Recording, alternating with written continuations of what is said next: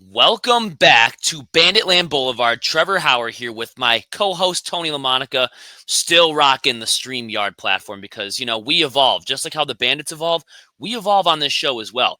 Previewing Game 1 of the 2025 season, the Bandits travel down the 90 to take on their arch rivals in the Army Green and Black, taking on the Rochester Knighthawks. Tony, it's great that the season's back. We just wrapped up our season preview episode, so I'm really excited to get into this and to preview a game, especially against a longtime rival like the Rochester Knighthawks. Yeah, hey, big brother versus little brother. That's what it's basically all about. And of course, it's game number one officially starting for the Buffalo Bandits as we go against Rochester, who has already played one game, defeating the Las Vegas Desert Dogs 14-12. And now they look to go to see 2-0, or again, with Buffalo coming in as the defending champs to make them go 1-1. Obviously, we know who our starting goaltender is Matt Vince versus Hutchcraft. And it all depends on what we do during the game and seeing if that mentality and that charisma keeps on going.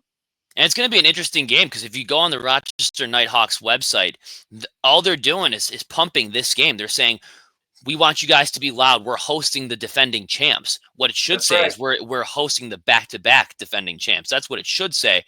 I stand corrected, Rochester Knighthawks. But yeah, your moment in the sun was the 2010s decade. The Bandits own the 2020s. So just putting that out there. It's going to be great, and it's going to be a game where it has that tendency to go back and forth. Mm-hmm. Buffalo and Rochester, they usually play pretty tight.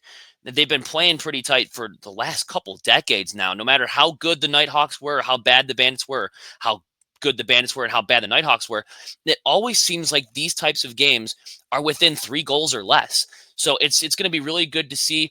They've won some games against us in the last few years. We've won a lot of games against them. So it's definitely going to be a big game. Especially looking at that Rochester roster. Looking at that roster, this looks like a team that really doesn't lie down. They're sort of on the up and up now. They went through a few years of this rebuilding stage, and they look like they have a pretty solid foundation. And we'll get into our key players to watch when we're talking about them. But this is not a pushover game whatsoever. If you've watched this show loyally over the past 4 seasons, there's no such thing as a pushover game. We've had some games where we're sitting there going, WTF is going on? How can we come out that flat? Or we have those games where we just roll through teams. But our number one thing going into this show, I feel like we're a broken record saying this, is you can't take any team lightly. And No. especially in game 1 of the new season, you got all the pomp and circumstance. You're back-to-back champs. You're walking in. The last thing you want to do is walk into that building like you're you-know-what don't stink, and then Rochester catches you in a bad game and you start off 0-1 again. Just go in there like business as usual. That's what the Bandits need to do. Know that you are the back-to-back champs, but play like you haven't won it before. Still have that chip on your shoulder. You should start off the season 1-0. Yeah, and especially now with the way the schedule is, we got to play them 2 times out of the 3 games coming up. We got obviously tonight's, and we got to go to Ottawa, and then come back home to for our opener against Rochester. So again, it's going to be who we got to figure out. What are the weaknesses and the positives and the negatives of each team, and then hopefully for the Bandits' sake, because they, like you said, they got that chip on their shoulder going into this game. Like, hey, we should not take any team lightly is absolutely correct because you don't know how Rochester could be. Yeah, they went and faced the Desert Dogs and won 14-12, but they still look shaky. Yeah, it was a victory, but they still had problems. Again, that's the things that the Bandits have got to exploit this game, especially in the home crowd of Rochester, but it's going to feel like Banditland too as well because there's going to be so much orange and black in that stadium as well. Oh, it won't even be close. I mean, I actually credit a lot the Rochester fans. There were a lot of fans in the War Memorial, more than usual, for their home opener. So I give them a lot of credit for watching the highlights this morning. I watched them again just to see who some of our key players to watch are going into this week because they have Yeah. a game in hand over us. Man, the fans really showed up and showed out. And Las Vegas, who normally doesn't have a very good history. They've only been in the league for a brief, maybe 3 seasons. I think this is maybe their 3rd season. They haven't had a Possible. solid history. They've had some shaky years, and they're sort of starting to rebuild with the guys from the expansion draft and stuff like that. But they were giving them headaches in that first week, and there was a time in that game where Las Vegas was up by 2 or 3 goals, and Jack Hanna was just having his way with them. The Rochester Knighthawks had no answer for a guy like him. But we're talking about the Bandits and Knighthawks here. We have plenty of players on our team that are very similar, have very similar playing styles to Jack Hanna from the Las Vegas Desert Dogs, and I think there's no possible way the Knighthawks can cover all these weapons that the Bandits have, both in offense and transition. And we even have some defensemen on this team that can take the shot from the restraining line and score goals. So it's going to be a lot. It's going to be a handful for Rochester. But like you said, I think we are going to see at least 50-50, orange and black to green and black. But if the Knighthawks fans show up like they did in week 1, it's going to be more balanced, I think, in that building. It's going to be more of a war, which is going to be awesome to see because we love watching. I mean, Nighthawks Bandits is always must-see TV. And the fact that it's the Bandits' first game of the season, NLL schedulers, good job on that. That was absolutely good by you guys. But jumping into our key players to watch, let's take a look at like what we usually do. Take a look at the opposition first. My key guy, spoiler alert, that I told you in the beginning, Ryan Smith has to be the number one, maybe he's tied for first player to watch. Because there's another player, former Bandit, by the way, which is the guy you're probably going to mention for your key player to watch. But I'm going to start off with number 43, Ryan Smith. The dude's an absolute beast. And every time we faced against this dude, it seems like he scores at least a hat trick. So if you can limit him, don't have to shut him down completely, but limit him, chances are you got a good shot at winning this game, especially on the road. Yeah, Ryan Smith has been definitely one of the anti-Bandits of trying to score points. Bandit killer. Demand.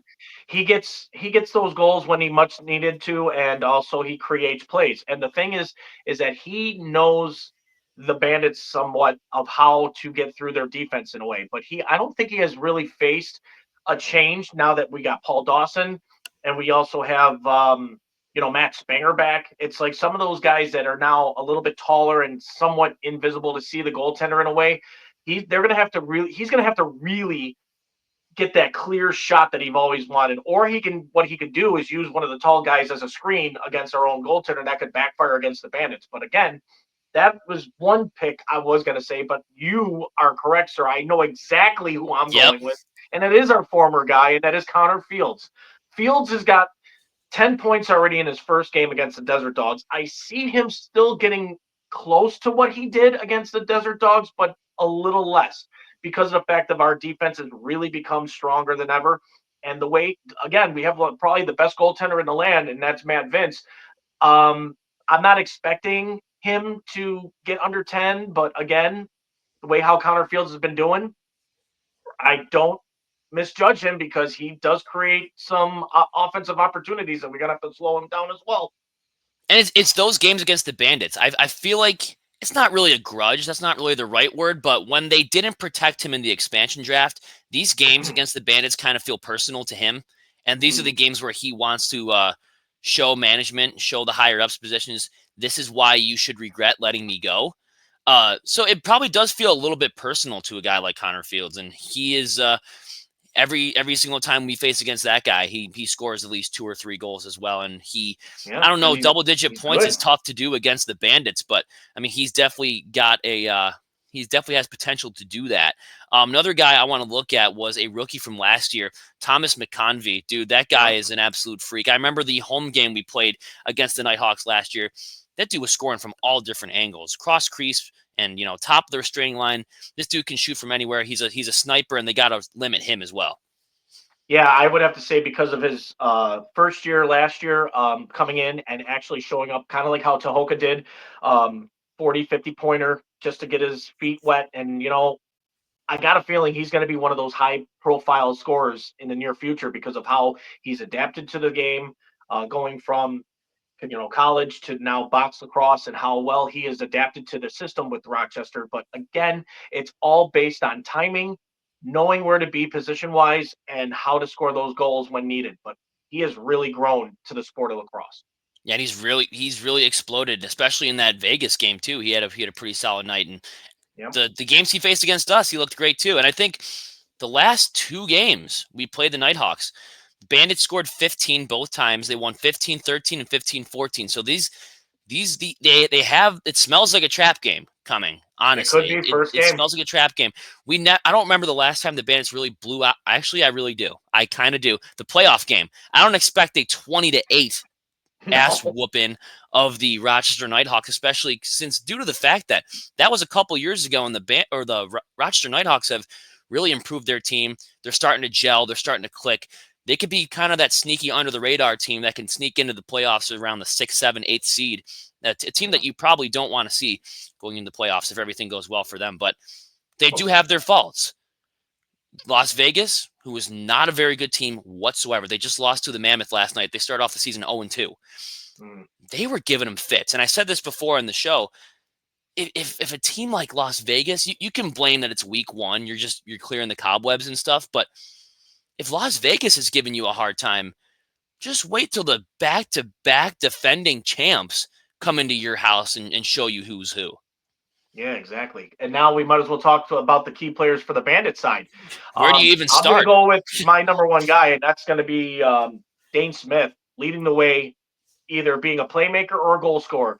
You cannot predict what he will do. He is very unpredictable. That's why he's got Josh Byrne. That's why he's got Chris Kluche. He's got everybody on that roster that it's just so dangerous to stop Dane Smith, number 92, is because he will create plays. He will make you guess every time. And that's not something you should be doing in the sport of lacrosse, is guessing what's going to happen next. You got to know what he's going to anticipate and who's going to do. Like, he's going to pass it to another forward, or is he going to take it in himself? He is so unpredictable, and they're going to have, if Rochester has any chance defensively against Dane Smith, you got to put him on lockdown. But I don't see that happening, because Dane Smith, I've got a gut feeling this is going to be a statement game for him. He's going to come out, and I got a feeling 10 points out of this man tonight. I'm going to say it out loud right now, and it's 10-point night for at least Dane Smith. And it wouldn't be out of character for him to get 10 points. This is a guy who gets 10 points.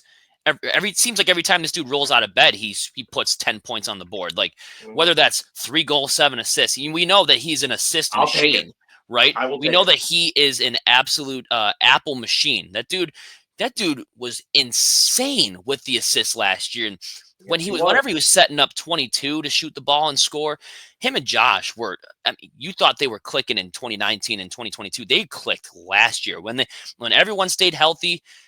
Dane Smith was a different human. He didn't have to be the goal scorer that he was in 2023 when everyone essentially was injured, and he had to pick up the pieces and score all those goals. Him and the secondary guys that year. But when you get him in his element and everyone's healthy, Dane, he turns into a way better two-way forward. And I like that pick from you. I got 2 players that I'm watching. One coming back from injury defensively, number 25, Matt Spanger. I love to see how he attacks the start of this year. I know he's pissed, missing the entire playoffs, missing the rest of the season last year. I mean, he was there for this trophy celebration. Don't get me wrong. He went out to Cobblestone after every home game, but you know damn well he wanted to lace up and play in those championship games, lift up the title with his uniform on. Unfortunately, couldn't have that happen due to his injury, but he is going to be back. He's going to be playing with a vengeance. And then new contract forward, number 95, Chase Fraser. We'll see how he responds after getting the bag from the Bandits. It was just a 1-year contract, but this is, again, I think we mentioned this on the season preview a couple nights ago when we said, if they keep signing him to these 1-year contracts, every year turns into a prove-it year. Every year turns into a contract year. So we're going to get contract year Fraser for another year. And then you got Matt Spanger coming back from injury. Those are my 2 key players to watch against Rochester. The sneaky under the radar guys. And not to mention, Matt Spanger is also a defenseman that isn't afraid to get down and dirty in the offensive zone and score, which is huge. If you get a defensive goal scorer not named Steve Priolo and you have, Matt Spanger there to complement him, that's dangerous. Yeah, I mean, you got to understand now with Matt Spanger coming back from his injury, you also got to watch out for the fact that he might be still kind of nervous about the fact that he might re-injure himself. But again, he could rely on the other defensemen, like everybody else on this team has, is that they got each other's backs, no matter what. Play with a little more grit. Take those chances if you can, only if you feel like your body can do it. If your body can't, you got to play more calm, cool, collective. position wise, and hold and basically stay at home defenseman. You just cannot feel like if you're going to make a shift move or like set a pick or somewhere it's going to be a pick and then you have to get around, call out, be like, got to have the communications to like tell your other defenseman, all right, set a pick. I can't go help you. It's like, got to talk to each other out there. That's the only way you're going to slow this offensive down, if you communicate through each other. And I think Spanger is going to have himself a good comeback game. It may not be shut down right away because he's still got to get back on his feet after his injury. But again, he's got reliable defenders that is going to help him out with throughout the season. He may be a little shaky though, too, Tony. I mean, he Yeah, hasn't played I in do close agree to a with year. that. So whenever I don't want to see anything on Bandits Mafia saying, "Oh, Matt Spanger, he's coming back from an injury." He's Almost been out a lot of for a people do. whole calendar year. He's almost been out. So what he And then the also with reason why I Chase, say Chase Fraser as well. I mean, we mentioned the contract thing, right? I don't understand that. And honestly, it sucks not seeing him have 2-3 years already under his belt. Like, he doesn't have to worry about it. I'm not worried about upper management with Chase Fraser. I'm just kind of I kind questioning, of am why a is it little, just just a very little, 1 but year? it's the fact it's like, come on, he deserves it. Why play for contract year after contract year after contract year? It's like, this dude's already proven he's one of the guys. So why don't he does not deserve it? He does not deserve it. He earned that contract. Yeah, well, that too. I agree with that. It. Yep, because I mean, if it wasn't for Josh Byrne being a complete freak in Game 2 of the NLL Finals last year, I think Chase Fraser would have won MVP of the Finals. That goes without saying. The way that he played in Game 1 against Albany, and the way that he played. Oh God, yes. The way that he took a beating in Game 2 and got all those assists and got clutch goals when he did in the first half. If it wasn't for Josh Byrne playing out of his freaking mind, he would have been. I think he's runner-up for NLL Cup MVP that year. But I would agree. You got contract year Fraser. He's a dangerous man when he's playing for a new contract, and you're going to get the same Chase Fraser this year. But Matt Spanger, the other reason why I say he's one of my key players to watch is because he's got to get his feet wet again. He needs to just get those reps. It might not be the best, but the most important thing is he's out there. He's getting his confidence back. He's clearing the cobwebs. You got to watch out for him. But he's got so much on that defensive side to complement him, which is wonderful because I don't think he's ever played a game with Paul Dawson on the same team. He hasn't. I don't think he has. But so I'm very interested to see how that's going to go down. Another player I'm looking out for, I want to see how Matt Vince plays in his old building. He's at age 42 now. He knows that building very well. He's played years in the Blue Cross Arena, so he knows that building, the inside and out. He is a guy where we have to watch him in week 1 because this is a guy that tends to struggle week 1. Last year, he gave up 17 goals to Albany. I think the year before that, he gave up 12 to Albany at home. They haven't won week 1 since 2022 against Calgary Roughnecks at home. So I think that was the first game since the COVID pandemic. That was the first time they won their first game of the season. So if Matt Vince plays lights out, there's no doubt in my mind. We have enough weapons on this offense. We have enough weapons on this defense to stall any other additional goal scorers from the Knighthawks. If he plays the way he does and usually keeps them to around 9 or 10 goals, this should be a game the Bandits win. Yeah, I agree. And also the key other players that we haven't mentioned is like Chris Kluche, Tahoka Nanako, Kyle Buchanan, guys that can put goals in the back of the net as well. But like you said, Matt Vince, I never knew that stat until you actually brought that up. Wow, that's actually surprising to me. Yeah, it usually takes him a while to get back in the groove. Yeah. Yeah, if Matt Vince can and will communicate with his defense, which has happened before, and again, age doesn't matter to me. I think at 42 and probably next year will be his final. I think he'll play one more year to be exactly. Depends if they win it or not. If they win the chip this year, yes, yeah. But Matt Vince has really proven to a lot of people, you're not perfect at every aspect of goaltending. You're not, but he finds ways to win. And that's really all that matters. He may not be at his prime, but it just seemed like that last bit of the games against Albany and that whole playoff session, he was in his prime against Toronto. Go back to the Toronto series. What more can these fans understand the fact that, look, when you're going up against some of the best in the game, you may be the best goaltender in the league, but you still have the challenges in front of you to stop. And it's very 100%. hard to do, and it's complicated. But you got to also remind yourself, maybe because of his age, yeah, I'll get it. He's over 40. I'm 44, and I would not know what to do out there, known to man. But it's like, give the credit where credit is due. Matt Vince Yeah, has proven himself time and time and time again, against him or for us. God, it's like it's a blessing to watch. it Basically, you got is. to understand that. And seeing Matt Vince do what he does is, I'm in awe of him. Really, it's just unbelievable what he does. And you know what? This is going to be a year. I think he's not only got to prove to the fans, to himself as well, that he still got it. And That, I hey, think he's going to do it this year. I can still do this. Yep, 100%. And like I said before, if he just go back and watch that Toronto series, dude. Like in the That was. playoffs when I don't he's think Toronto holding. wants to see their own series. No, I think Toronto fans look under their bed for Matt Vince every night before they go to sleep. I mean, that is the guy that. I mean, he was 41 at the time. I think he's 42 now. Age just seems like just a number to that guy, and I think that's definitely something to watch for our preview here tonight. I think it's a building that he knows very well. He's won in that building a ton. He's lost in that building a decent amount of times as well. But Yeah. He's most famous for three-peating in that building in the early 2010s. So Yeah. I think he's the greatest Bandit goalie of all time, and it's going to be interesting to see how he does in his 42nd year of his life playing for the Bandits this year. So I think that's going to. I think there's a spotlight on him, but for obvious reasons, for his age. But there really shouldn't. We know how good he is. Yeah. He's won back-to-back titles. He's been to 3, I believe. No, he's been to 4 in Buffalo. He's been to 4 finals appearances, and he's won twice. So he knows this place. He knows what he's supposed to do. And I think the fans know what he's capable of as well, including us. Yeah. Well, like I said again, I think the defense and him to combine is going to be hard to face. And Rochester, even though they got weapons, they're going to have to go through a basic Great Wall of China to beat us, I think. Yeah. And that's something that I have to say, because you got a lot of tall defensemen out there now for the Bandits, besides Martin, is going to be a problem to face. And every single one of them knows each other well. It's a play on playbook, basically saying, this is our rope, try to cut it. It's impossible to break. And I think So that bleeds right into our keys to victory, though.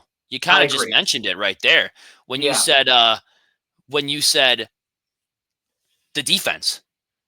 You call it the Great Wall of China. I agree, because if you play defensively, Mhm. and you can't lock all those players down. Rochester's got weapons, so do you, but it's about limiting. If you can limit what they do, I don't know, silence some of the secondary guys. You can do that. You have the potential to do that. Silence those guys on the stat sheet. But if you can limit Fields, Smith, McConvey, Curtis Knight, if you can, Turner Evans, if you can limit those guys, what better way to start limiting them by shut down defense? You're looking at guys like Paul Dawson, Matt Spanger, Steve Priolo, Justin Martin, even Connor Farrell back in transition. We see him laying some big hits. We saw that in the playoffs last year. Cam Wires, Ian Zach McKay, Belter. Zach Belter, Cam Wires. Yeah, exactly. It's tough. If you can go into this game with a defensive mindset, which is a little bit different from what Johnny T usually does. He's a goal scorer. He's an offensive-minded coach. But if you go in with the mindset of play sound defense, if you can shut them down, if you play strong defense, if that's your mentality, because you know what your weapons can do offensively. We've seen back-to-back titles of offensive explosions in the playoffs and in the regular season. But if you focus this game on defense, I don't think Rochester has a legitimate shot at going 2-0. If you're looking at this game and what am I trying to say here? Your philosophy here going into this game is defense wins championships. Defense wins games. You got the best goalie in the game in between the pipes. And like you said, you got the Great Wall of just tall, strong, huge defensemen. They don't put up with BS. We know that they don't. If you go into this game with a defensive heavy mindset, Rochester's not going to know what to do with themselves. No, because basically, remember how we had a lot of block shots too the last year. I don't see Rochester having what they did last game against the Desert Dogs. They had 72 shots on their goaltender. I don't see that going to happen to the Bandits tonight. Maybe 50, I'll go with that. But I don't see them getting to 70 at all like they did. They were just peppering the Desert Dogs goaltender, but I don't see them peppering Vince as much as they did last game. So I And they think because of the obviously, Great Wall of China, yeah. and the great defense that we have. And yes, that is a key play. Keys to the game is going to have great defense in front of your goaltender. Protect each other and protect your goaltender.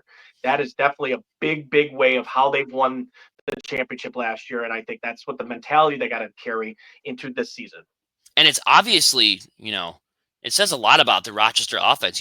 You put up 70 plus shots on Las Vegas and you only score 14.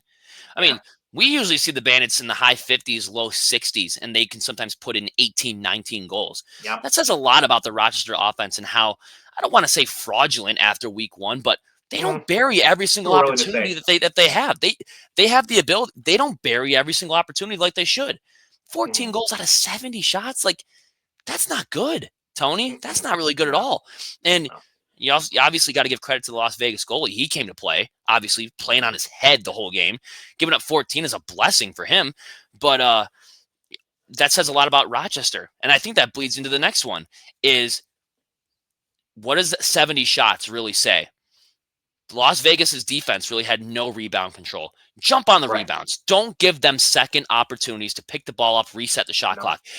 Rebound control is huge. And Matt Vince, I'm looking at you. You're normally very good at rebound control. You're not like Ukko-Pekka Luukkonen that also plays in that building who has zero rebound control. That dude absolutely stinks. But this is a Bandit show, so we're talking about the Bandits. Yep. If the ball is right there at the top of the crease, I don't care. Defenseman, Matt Vince, just put your stick on it and take it That's back it. the other way. Don't give them second chances. Second chances kill you. And we've seen that. The games that Bandits have lost in the last couple seasons, it comes down to Yeah, the it's little basically got things. to do that. It comes down That's going to be our to the way of little winning. things sometimes where it's like, if only they didn't pick up the ball here, reset the shot clock. If they can jump on every single rebound. Loose balls, too. That also kind of bleeds into loose balls. Get every single possession. If there's a loose ball in the corner, I want one of our 6'4", 6'5" defensemen to jump on that ball immediately. You should not be exactly. letting, let me see if I got this right. You should not be letting 5'9", 170 Turner Evans beat you to the ball. You should not be letting 6'1" Brad Gillies beat you to the ball. You should not be letting 6'1" 180 Connor Fields beat you to the ball when you have Steve Priolo, Zach Belter, when you have, Justin Martin. I mean, he's not the tallest, but he plays like he's like 6'5", and he's Yes, got he the does. speed too. When you have a strong defense like that, jump on every single loose ball. Don't give them second chances. That's what I'm trying to say. I couldn't agree more. I was just about to tell you about the loose balls. Is that offensive side or defensive side of things? You've got to get to that ball, and that's the only way you're going to get the opportunities and maintain control during the game. For the offensive side, that's the same thing we got to do to their defense: is tire them out as much as possible. We don't want that to happen to our guys. We have to do it to their guys early, and that means break them down and get them scared, get them guessing, get them nervous, get them something to like, oh well, we can't defend these guys. They're just too damn good. That's the mentality and statement we got to bring to the very first game of the regular season, and it's because we're back-to-back champs. We have to make a statement every time now. We're at the top of the mountain. Everyone's trying to climb up the mountain to get to us. So guess what? This here, and I'm saying this live, it is a statement game like every game this year. Make it a statement of going up against these teams and let them know who you are. Let them know you're the champs and why it's going to be a hard time to beat us every single game. Hell yes. I mean, I couldn't have said it even better than that at all. But yeah, and also the final key that I have after analyzing Riley Hutchcraft's performance against the Las Vegas Desert Dogs and going back and watching how we faced against him, the Bandits know how to put the ball in the back of the net. Last two times they played them, they put up 15 each game. So it says a lot about how our offense can play against Rochester. We know our potential Right. against a team like them, especially whether it's at home or on the road. It seems like they're both home games because the Bandit fans show up to both of those ad nauseum. Like they almost make the War Memorial their second home, for God's sake. So Pretty we don't much. have to worry about the fans showing up. That's great. We don't have to worry about the offense that much. But as far as the offensive breakdown, cross crease passes, those kill Riley Hutchcraft. If you keep him on his toes and, have him questioning every single shot, that's great. But the cross crease stuff, he's got no answer for that. You know how Matt Vince will sometimes make a crease diving save and how he's really good at those. The only weakness to Matt Vince's game is the over the shoulder shot, but he normally shuts down the cross crease passes. I cannot say the same thing about Riley Hutchcraft. When you get that fast paced passing and the cross crease passes, he has no clue where the ball is, number one. And number two, how the hell can I save this? That is his weakness. The cross crease, fast pace offense. We need to see that tonight. Yeah, absolutely. Keep them guessing. Make them go side to side and get that net open for you guys to score them easy goals. And the way that they're going to have to do it, it's either with the back behind the net diving to the crease goals, or like you said, that one timers like we've been practicing, basically with Dane Smith or Chase or Josh Byrne himself, that could possibly get that one timer goal going again.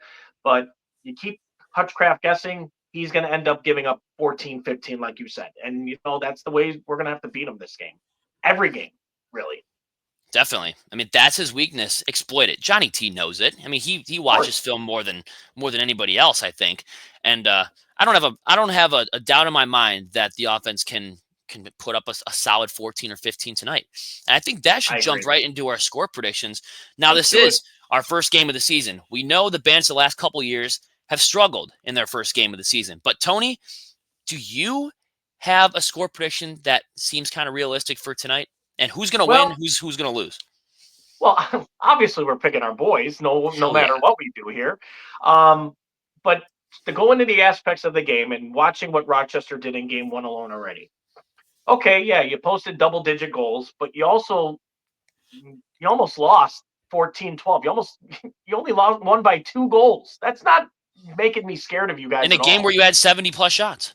Yeah, exactly. So with that being said, Bandits coming in fresh, 0-0 record. Obviously, I'm going to take the boys in orange and black. Damn right. And I'm going to say Bandits 17. Okay. Knighthawks 11. Okay, 17-11. Not bad. 17-11. Give me a 6-point win. I don't have a problem with that at all.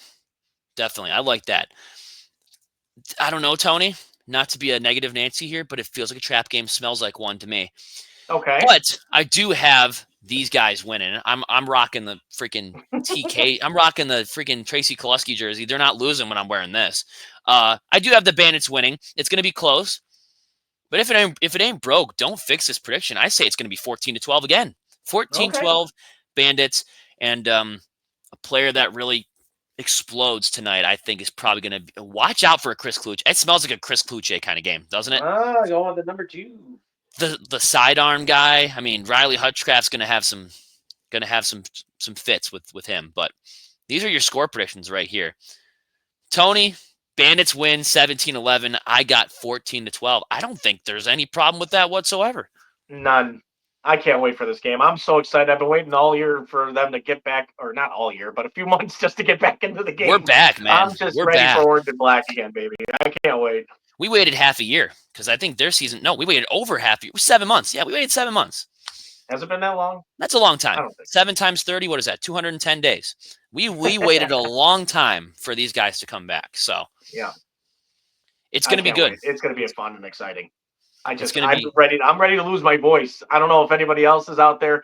Oh, for the fans that are going and for the people we know in Buffalo going to Rochester, please drive carefully and get there safe. We want to see you guys get there and back home as safe as possible. So take your time. Fingers crossed, though, the roads are looking better than they were a few days ago. Yeah, but still, just be cautious and always, like I said, we want you to get home safe as much as we want you to get to the game safe. So please drive careful out there, okay, guys? 100%. And I think, Tony, with that, we got a shout out to our sponsors. Let's go. I'm going to say thank you again to our main sponsor, and that is to Mitchell's Tavern. located at 734 Sheridan Drive up in Tonawanda, New York. Guys, if you haven't tried the best beef and wick in town or any other bar foods you've known, the man, please, by all means, Banditland Boulevard, Trevor Hauer, myself, Tony LaMonica, wants you to go to Mitchell's Tavern and try their food and amazing service that they have, led by Nick Christo and also Lisa Fideli. They are amazing people. I'm telling you right now, they will treat you like family no matter what, and the food is phenomenal. So go out and try it. Also, we'd like to thank Herney's Journeys. Good place to book your next traveling trip on the cruise or next time going on to a vacation of your own. Please contact Suzanne Pike at SuzannePikeHerney'sJourneys.com, where she will book your next adventure. Let's go. So, guys, I mean, let's just see what we do tonight, and then we can finally say, well, the champs are going no matter what. We're always the champs until The someone back-to-back dethrones us. champs. So, guys, Yep. enjoy the ride because this year is going to be like last year. It's going to be fun. It's going to be exciting, and we're just going to see back and forth across. It's going to be epic. I cannot wait. I'm so stoked. I cannot wait to go to Rochester. I am already packed up and ready to go. Guys, have fun. Let's do this again. Let's go for a third straight year of winning. And Tony, what does that say down there? We always have to end our show with this. Three famous we words. Gotta go do. What are Guys, those words? Join us together as we both say, ready, Trev? Let's go Bandits. Let's third year in a row. Let's do it again. We're going to our winter cottage in Rochester, where Bandit fans are going to be there. Let's not disappoint. 1-0, and we'll take it from there. Come on, guys. Let's go. See you guys all there. Let's go.